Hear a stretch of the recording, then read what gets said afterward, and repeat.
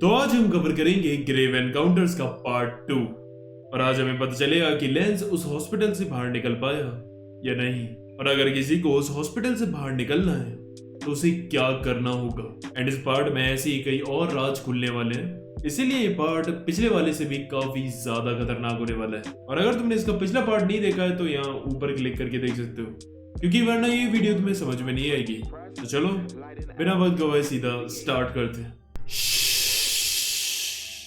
अब movie start होती है और हमें शुरू में ही एक खतरनाक शॉक मिल जाता है, जहाँ ग्रेव एनकाउंटर शो का जो प्रोड्यूसर था वो अपनी बात से मुकर जाता है कि ये सारी क्लिप्स जो भी रिकॉर्ड हुई हैं ये रियल है। बट मूवी की शुरुआत में ही वो ये कहता है कि ये जो भी सारी क्लिप्स थी ये 2010 में रिकॉर्ड हुई थी और ये सब की सब फेक है।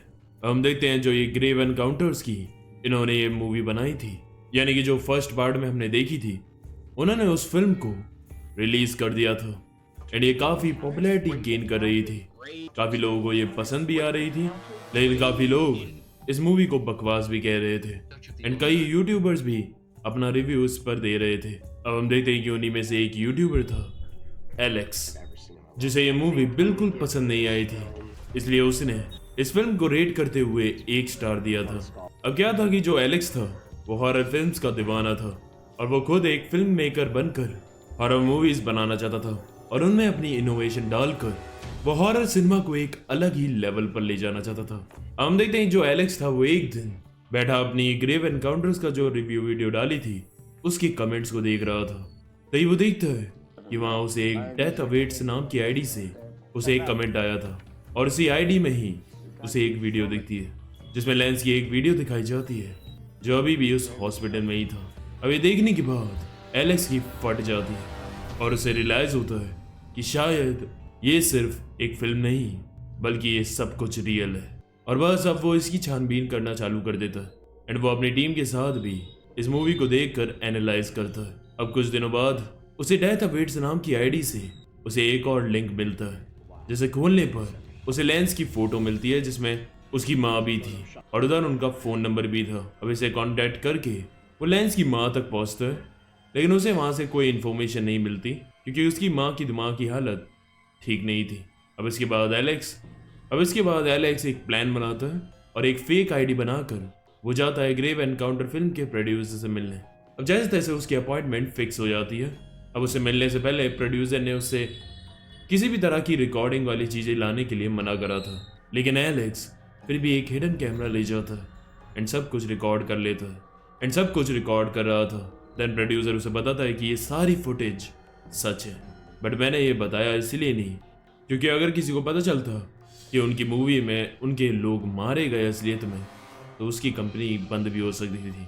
अब इसके बाद ये रिकॉर्डिंग लेकर वो अपने सारे दोस्तों को दिखाता है एंड ये देखकर वो भी शॉक हो जाते हैं। अब वो सब के सब डिसाइड करते हैं जाने का कॉलिंगवुड साइकेट्रिक हॉस्पिटल। उन्होंने लग रहा था कि उन्हें इस डेथ अवेट्स वाली आईडी वाला बंदा वहाँ मिलेगा जो उन्हें ये क्लूज दे रहा था वहाँ आने के लिए। अब ये पहुँच जाते हैं उस हॉस्पिटल में इन्वेस्टिगेशन करने के लिए और वहाँ जाते ही ये हर जगह कैमराज लगा देते हैं एंड उसके साथ ये रेडियम के ग्लोइंग स्टिकर्स भी लगाते हैं ताकि ये इस हॉस्पिटल में खो ना जाए। और उसके अलावा इनके पास हॉर्न भी था जिससे एक दूसरे को बुला सकते थे एंड इसके साथ साथ इन पर हीट विजन वाले कैमरा भी थे जिससे ये किसी भी इंसान को लोकेट कर सकते हैं। सो इन्होंने वो सारी चीज़ें रख ली थी ताकि ये जो पहले पार्ट में उन लोगों ने गलती की थी वो ना करे। अब आगे जाते ही इन्हें एक ओएजा बोर्ड मिलता है एंड अब ये वहाँ बैठकर उस ओएजा बोर्ड से आत्मा को बनाने की कोशिश करते हैं। जब वो उस आत्मा का नाम पूछते हैं तो वो अपना नाम डेथ अवेट्स बताती है और इधर ही ट्विस्ट खुलता है। मतलब जो डेथ अवेट्स था वो कोई इंसान नहीं था बल्कि एक आत्मा थी जिसने जानबूझकर इनको यहाँ पर बुलाया था। अब इसके बाद ही जो ओएजा बोर्ड था वो अपने आप ही चलने लगता है एंड जो कमरे में रखी हुई चीजें थी वो अपने आप इधर उधर उड़ने लगती है और अब ये देखकर उन सब की फट जाती है। अब इनके आवाज़ें सुनने के बाद वहाँ आता है सिक्योरिटी गार्ड एंड वो ऊपर जाता है जहाँ से आवाज़ें आ रही थी और इनकी पूरी टीम जो थी वो नीचे ही रुकी हुई थी, लेकिन गार्ड को जाए हुए अब काफ़ी टाइम हो गया था और वो नीचे ही नहीं आया था। तभी एकदम से इन्हें एक गोली चलने की आवाज़ सुनाई देती है एंड अब ये सब के सब जब ऊपर जाकर देखते हैं तो वहाँ एक गोली पड़ी मिलती है, लेकिन जो गार्ड था वो उन्हें कहीं नहीं मिलता। अब इन्हें यकीन हो गया था यहाँ कुछ गड़बड़ है और इन्हें यहाँ से जल्दी निकलना होगा। अब ये यहाँ से निकल रहे थे और अपने ये सारे कैमरास दोबारा से उठाने के लिए जाते हैं।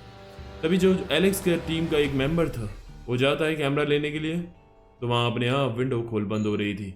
वो उसके पास जाता है तो एकदम से ही उसे कोई खींच कर खिड़की से बाहर गिरा कर उसे मार देता है। अब बाकी एलेक्स का क्रू जब वहाँ आता है और ये फुटेज कैमरा में देखता है तो उन सब की और फट जाती है और अब वो कैमरा छोड़कर बस वहाँ से निकलते हैं और अपने ग्लोइंग स्टिकर्स का पीछा करते हुए एग्जिट गेट तक पहुँच जाते हैं। लेकिन वो वहाँ देखते हैं तो वहाँ एग्जिट गेट था ही नहीं। वो समझ गए थे कि ये पूरी बिल्डिंग ही शापित है। अब इसके बाद वो बाहर निकलने के लिए यहाँ से रास्ता ढूंढ रहे थे, तभी एक रूम से उन्हें एक लड़की की आवाज़ सुनाई देती है। अब जब वो वहाँ पहुँचते हैं तो वो बेड पर बैठी अपने बालों में कंघी कर रही थी और जब ये लोग उसके पास पहुँचते हैं तो अपना खूंखार चेहरा इन्हें दिखाती है एंड देन इनका पीछा भी करने लगती है। अब ये जैसे तैसे उससे पीछे छुड़ा लेते हैं, लेकिन इस भाग दौड़ में इनके एक क्रू का मेंबर बिछड़ जाता है एंड देन वो आत्माएं आकर उसे बुरी तरह मार देती है। अब आगे जाकर उन्हें दूसरे रूम में सिक्योरिटी गार्ड मिलता है, जिसे एक टेबल पे लिटा कर उसे इलेक्ट्रिक शॉक दिए जा रहे थे और इतना ज्यादा था वो इलेक्ट्रिक शॉक कि उसकी पूरी बॉडी में आग लग जाती है और वो मर जाता है। अब इसके बाद इनकी क्रू का एक और मेंबर था जिसका नाम था ट्रेवर एंड वो वहाँ एक खिड़की की जाली को काट कर वहां से बाहर निकलने की सोच रहे थे, लेकिन तभी पीछे से उस खिड़की में से एक डीमन आकर उस पर अटैक कर देता। लेकिन जैसे तैसे वो उससे भी छुड़ाकर वो तीनों भागते हैं और वो भी उनका पीछा कर रहा था एंड तभी हम देखते हैं कि उसकी बॉडी खुद ब खुद फट जाती है और वो गायब हो जाता है एंड ये तीनों के तीनों जैसे तैसे फिर उस हॉस्पिटल से बाहर निकल जाते हैं। अब इसके बाद वो क्रू जाता है अपने होटल और अपना सारा सामान वगैरह वो पैक करके निकल रहे थे और वो लिफ्ट से नीचे जा रहे थे, लेकिन जैसे ही लिफ्ट का दरवाजा खुलता है तो वो देखते हैं कि वो अभी भी उस हॉस्पिटल में ही थे, यानी कि ये सब इल्यूजन वो आत्माएं उन्हें दिखा रही थी। और अब ये सब लिफ्ट की मदद से आ गए थे हॉस्पिटल के टनल वाले एरिया में, जहां उन्हें पता है कौन मिलता है। जी हाँ, लेंस, जो कि अभी भी जिंदा था एंड लेंस जो था वो इस हॉस्पिटल में कई सालों से था एंड स्टिल पता नहीं वो कैसे सरवाइव कर गया।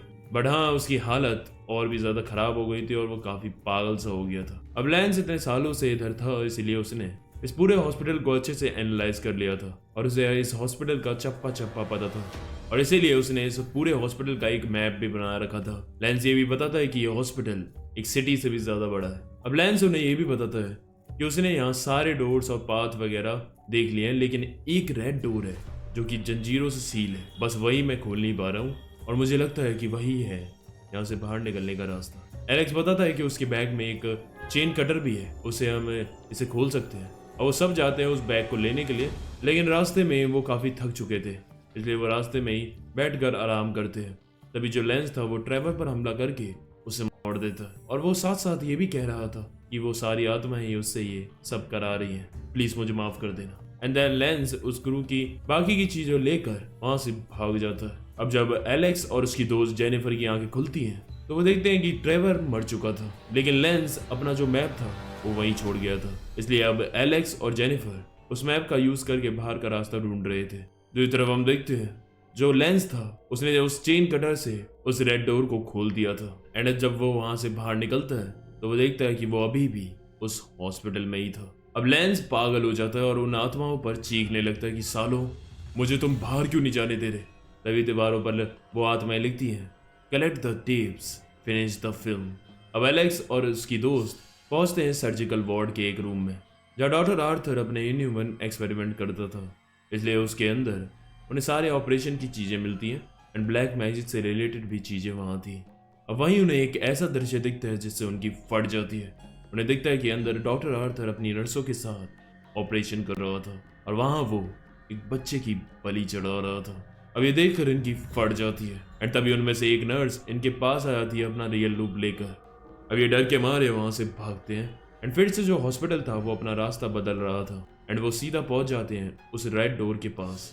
अब वो अंदर जाते हैं तो वहां उन्हें लेंस दिखता है जिसने एक कैमरा पकड़ रखा था और बाकी के 2 कैमरास हवा में उड़ रहे थे, यानी कि उन आत्माओं ने वो पकड़ रखे थे एंड वो उन्हें देखकर काफी जोर जोर से हंसता है। अब लेंस उन्हें बताता है कि यहाँ से सिर्फ एक ही इंसान बाहर निकल सकता है एंड फिर वो एलेक्स से सारे टेप्स मांगता है जो भी उसने यहाँ बनाए थे, लेकिन वो उसे देने से मना कर देता है एंड इसीलिए गुस्से में लेंस उस पर हमला कर देता है। तभी जेनिफर जो होती है वो लेंस को मारकर एलेक्स को बचा लेती है एंड तभी हम देखते हैं कि वहाँ एकदम से पीछे दीवार पर एक पोर्टल खुल जाता है जो उन्हें अंदर खींच रहा था और जो लेंस था वो बेचारा उस पोर्टल में ही खींचा चला जाता है एंड देन वो पोर्टल बंद हो जाता है। अब एलेक्स और जेनिफर ही बचे हुए थे और जो एलेक्स था अब उसने इस पूरे हॉस्पिटल की मिस्ट्री को सॉल्व कर लिया था एंड वो बताता है कि शायद ये आत्माओं ने उसे डेथ अवेट आईडी से इसलिए यहाँ बुलाया था ताकि वो यहाँ आकर इस हॉस्पिटल की घटनाओं पर ये टेप रिकॉर्ड्स कर सके और इस पर एक फिल्म बना सके एंड बाहर जाकर वो ये फिल्म रिलीज करे